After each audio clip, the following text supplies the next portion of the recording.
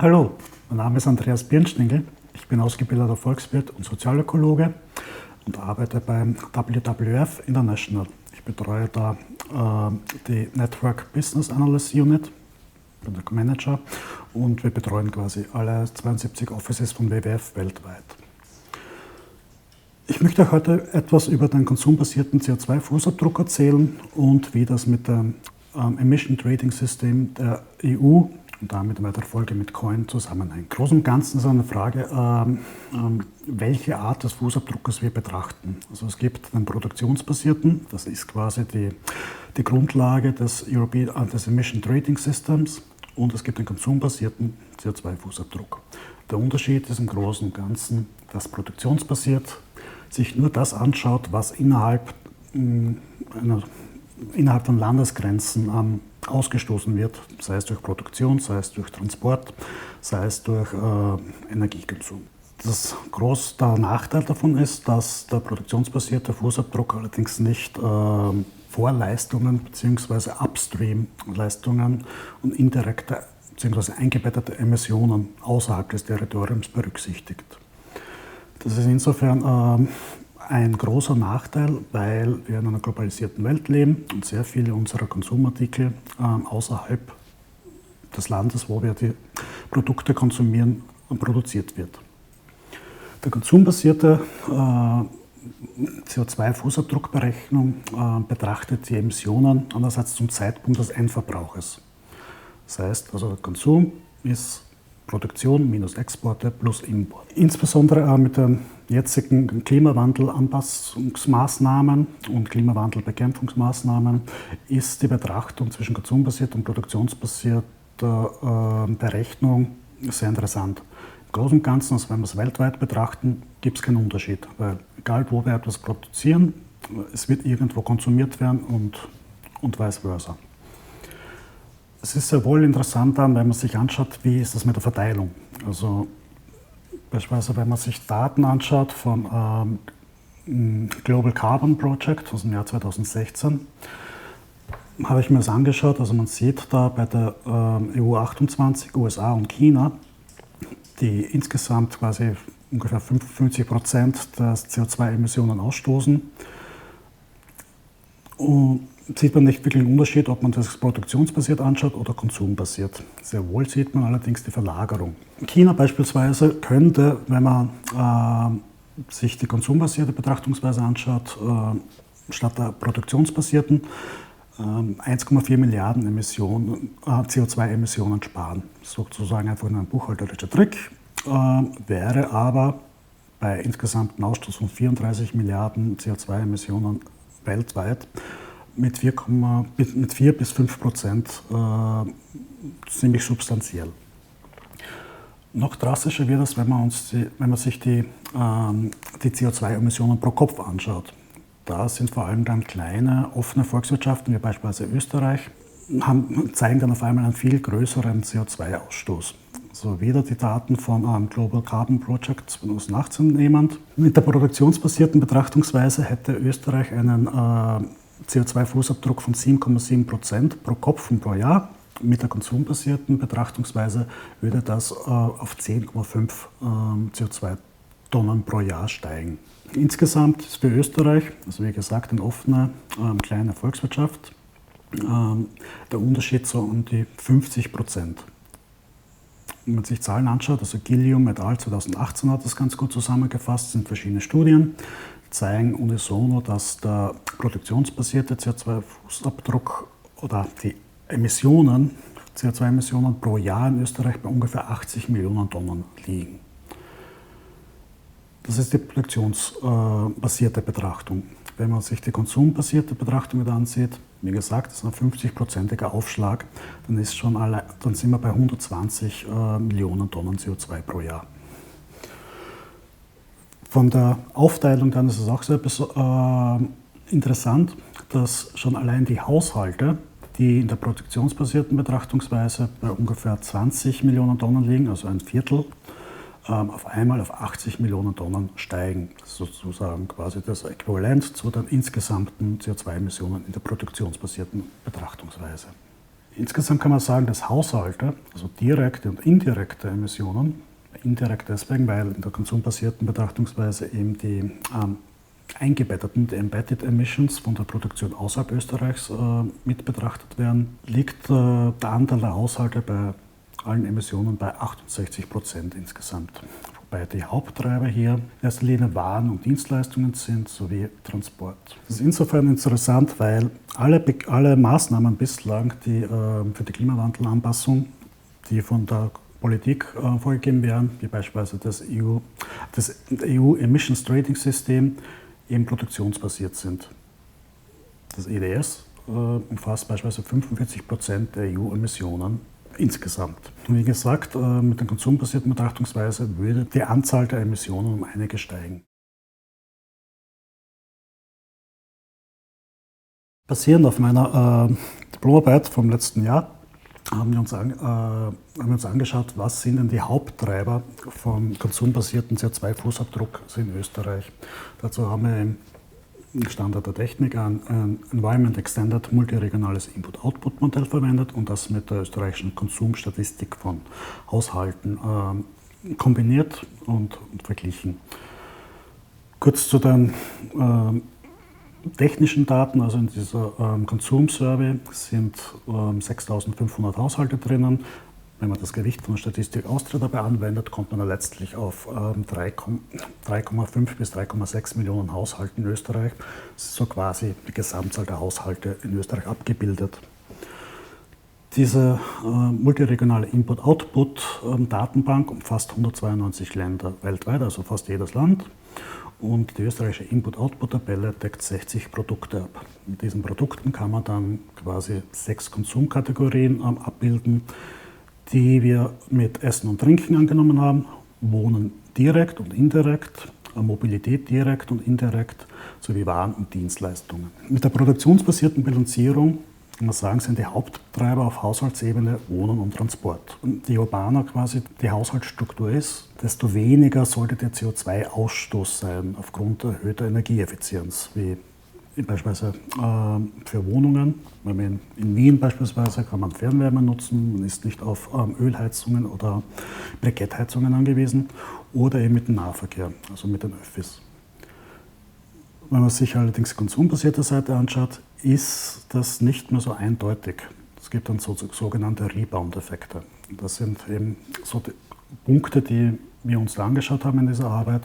Wir haben gesehen, dass eben Waren und Dienstleistungen, also die Nachfrage danach, sowie die Nachfrage nach indirekter Mobilität, das sind in erster Linie Flugreisen, extrem ansteigen. Also das hängt vielleicht auch mit dem urbanen Lebensstil zusammen. Mit den Zahlen, mit den Daten von Statistik Austria haben wir gesehen, dass die eine multivariate Regressionsanalyse durchgeführt haben wir gesehen, dass Privatflüge einer der Haupttreiber sind in der Kategorie indirekte Mobilität. Das ist insofern interessant, weil eigentlich nur ein bisschen mehr als 50.000 Haushalte angegeben haben, dass sie fliegen. Das sind 0,7% aller Haushalte und nur 0,6% der Bevölkerung. Trotzdem sind Flugreisen extrem signifikant für CO2-Emissionen. Der Gruppe Waren und Dienstleistungen haben wir eine Sonderauswertung von Statistik Austria hinzugezogen und haben uns Elektrogeräte angeschaut. Das ist eine aggregierte Variable und haben auch da festgestellt, nicht so eindeutig wie bei Flugreisen, allerdings schon, dass eben auch die Anzahl der Elektrogeräte signifikant zu CO2-Fußabdrücken von Haushalten beiträgt. Das muss man ausholen. Also in Österreich gibt es ca. 27 Millionen Haushalts- und Elektrogeräte. Das sind ca. 7 Geräte pro Haushalt in Österreich. Die Zahlen wurden von Global 2000 im Jahr 2015 erhoben.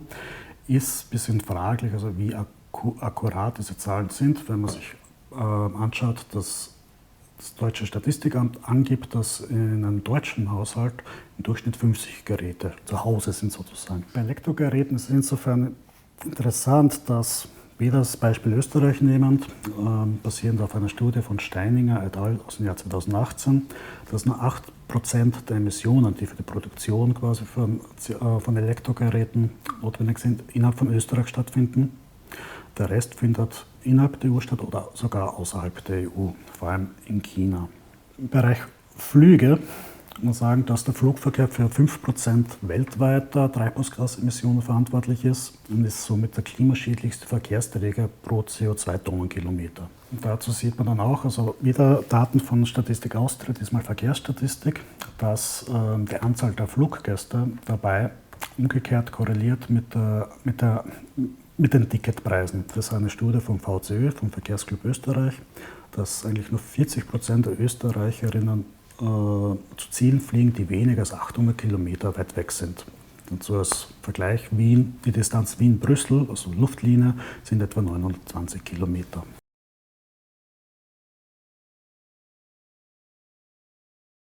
Was hat das Ganze mit dem EU Emissions Trading System zu tun? Im Auswahl hat seit 2015 das Paris-Abkommen der United Nations, ist die Framework Convention on Climate Change, das seit November 2016 in Kraft ist, verpflichten sich die EU und ihre Mitgliedstaaten, dass ihre territorialen Treibhausgasemissionen um 40% ihrer 1990-Levels senken, um damit den globalen Temperaturanstieg zu beschränken. Auf, wie es heißt im Artikel 2 der UNFCCC, well below 2 degrees Celsius above pre-industrial level and to pursue efforts to limit the temperature increase to 1.5 degrees Celsius above pre-industrial levels. Die EU hat dafür das Klima- und Energiepaket eingeführt. Das sind einerseits Klimaschutzentscheidungen, auf Englisch Effort Sharing Legislation, das quasi für Mitgliedstaaten verpflichtende jährliche Ziele der Treibhausgasemissionen festlegt. In Österreich beispielsweise verstoßen wir gegen diese Ziele, vor allem seit der letzten Regierung von Türkis Blau, und werden damit höchstwahrscheinlich eine Strafzahlung an die EU leisten müssen. Der andere große Teil dieses Klima- und Energiepakets der EU ist das EU-Emissionshandelssystem, Emission Trading System für CO2-Zertifikate. Dieses System ist quasi das Herzstück der Klimapolitik der EU, besteht seit 2005 und umfasst ca. 45% der Treibhausgasemissionen. Produktionsbasiert wohlgemerkt. Das Emissionshandelssystem der Volksrepublik China, das müsste jetzt Mitte des Jahres passieren, ist schon ein paar Mal verschoben worden, aber sollte jetzt kommen, ist es bislang das größte Handelssystem für CO2-Zertifikate.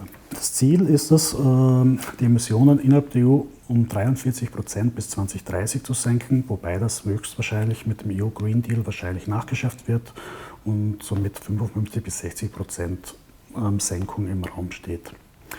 Das ETS umfasst 11.000 Anlagen mit hohem Energieverbrauch, darunter Kraftwerke und Industrieanlagen.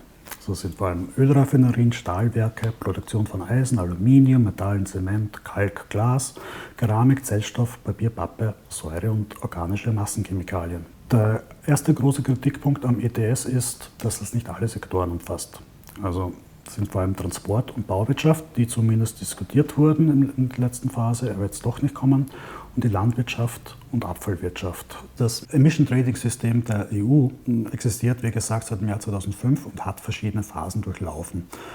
Phase 1 von 2005 bis 2007 und Phase 2 von 2008 bis 2012 waren hierbei von sehr großen Fluktuationen gekennzeichnet. Die Hauptursache war darin, dass die Zertifikatszuteilung da noch dezentralisiert war, sprich die einzelnen Nationalstaaten und Mitgliedstaaten der EU konnten selbst die Höhe oder die Menge der Zertifikate festlegen und haben auch sehr viele Ausnahmeregelungen für ihre Schlüsselindustrien reglementiert. Das hatte das zur Folge, dass die Zertifikatspreise so um das Jahr 2010 herum, 2011 herum auf Null gesunken sind und dann dazu geführt hat, dass in Deutschland vermehrt wieder in Braunkohlekraftwerke investiert wurde, weil die Preise so extrem niedrig waren. Das ist sehr gut zusammengefasst hier bei Nuria Hartmann, der europäische Emissionszertifikathandel. Phase 3 war dann, also von 2013 bis 2020, so eine Art Phase der Konsolidierung. Es wurde die Zertifikatszuteilung zentralisiert, damit eben auch die Auktionsmechanismen, und es wurden mit dem Flugverkehr auch ein weiterer hauptsächlicher CO2-Emissionär hinzugenommen. Wobei auch hier wieder sagen muss, dass nur Flüge, die innerhalb der EU stattfinden, berücksichtigt werden. Das heißt, man startet innerhalb der EU und man landet innerhalb der EU. Alles, was nach außen geht, sei es also Mittelstrecken- oder Langstreckenflüge, werden im ETS nicht erfasst. Wichtige Änderung war, dass seit Schluss der Phase 3 eigentlich Certified Emission Reductions nicht mehr berücksichtigt werden. Diese Certified Emission Reductions, oder CER, sind so quasi Offsetting-Möglichkeiten gewesen für Industriebetriebe. Sprich, sie konnten quasi Zertifikate zukaufen, indem sie Offsetting betreiben und in klimafreundliche Projekte investierten. Dazu ist der Director General for Climate von der EU-Kommission zum Schluss gekommen, dass nur 7% dieser CER eigentlich echte, messbare und zusätzliche Emissionsreduktionen bedeuten. Infolgedessen haben sie eben diese CER wieder abgeschafft. Eine weitere Änderung ist in Phase 4 der Backstop, also die Einführung der Market Stability Reserve. Das ist vergleichbar mit der Europäischen Zentralbank oder dem Europäischen Stabilitätsmechanismus, die besagt, dass die Total Number of Allowance in Circulation, also die gesamte Anzahl der Zertifikate, die zirkulieren, beschränkt wird, damit man den Preis ein bisschen steuern kann. Derzeit ist der Preis bei 25 bis 30 Euro pro Tonne. Wie gesagt, in Phase 1 und 2 war es bei 0 Euro teilweise. Ein weiterer großer Kritikpunkt an der ETS ist, dass die Anzahl der Zertifikate geplant ist, dass sie um 2,2% pro Jahr gesenkt wird. Dann gibt es eine Studie jetzt vom Deutschen Institut für Wirtschaftsforschung, die sagen, wenn wir dieses Reduktionsziel beibehalten, dann haben wir von 2030 ein großes Problem, weil dann muss man danach die Anzahl der Zertifikate um 9,6% pro Jahr senken, weil ansonsten die Paris-Klimaziele nicht erreicht werden können.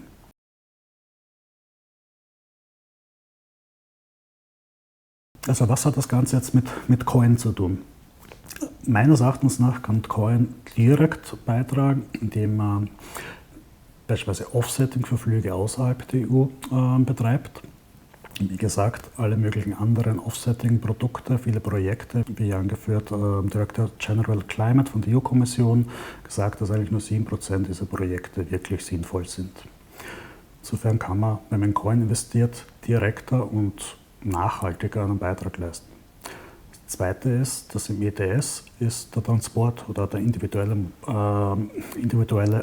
Verkehr nicht enthalten. Ich habe gesehen, also auf der Testversion, man kann beispielsweise Offsetting für Autofahrten machen. Ich denke, das ist ein ganz guter Beitrag. Ein dritter Punkt ist direkt die Landwirtschaft. Wie gesagt, ist auch nicht im Emission Trading System drinnen, wobei Nahrung oder der Konsum von Nahrung auch einer der Haupttreiber von CO2-Emissionen ist. Man denke nur an Fleischkonsum. Zusätzlich könnte Investment in Coin eine Art EU-Border Tax ergänzen. Das ist vor allem nämlich angeführt mit Elektroartikeln der Fall. Beispielsweise im Fall Österreichs nur 8% der Emissionen in Österreich stattfinden, der Rest außerhalb. Und eine Einführung einer Border Tax bislang nicht sehr zielführend ist und noch sehr unausgegoren ist. Das heißt, Coin könnte da quasi ein auf freiwilliger Basis stattfindender Offset-Mechanismus bedeuten. Und dann sehe ich noch indirekte Möglichkeiten für ein Coin-Investment. Einerseits, es macht Zertifikate knapp. Man kann steuern. Also wenn man sieht, man ist nicht zufrieden mit den Emissionen und der Politik dort, kann man in Coin investieren, treibt damit die Preise und macht damit Zertifikate knapp, was wiederum den Anreiz stärkt für Industrieunternehmen, dass sie in nachhaltige Technologien investieren. Zusätzlich sehe ich das, nachdem eben dieser Market Stability Reserve etwas Neues ist und man noch nicht genau weiß, wie sie reagieren wird, wie das gemacht werden wird. Die erste Evaluierung findet dieses Jahr statt von der EU-Kommission und wird alle 5 Jahre quasi erneuert. Und hier sehe ich quasi ein Investment in Coin auf individueller Ebene als eine Art zusätzliches Regulativ und man nutzt quasi die Marktmechanismen, die ETS vorsieht. Ja, vielen Dank. Ich hoffe, ich konnte dazu beitragen, dass ihr euch für Coin entscheidet. Ich denke, es ist ein sehr gutes, zielführendes, marktbasiertes Mittel für Nachhaltigkeit und Klimawandel, Anpassung und Folgebekämpfung. Und ja, ich hoffe, wir haben viel Freude an dieser, denke ich jetzt einmal, sinnvollen Cryptocurrency. Vielen Dank.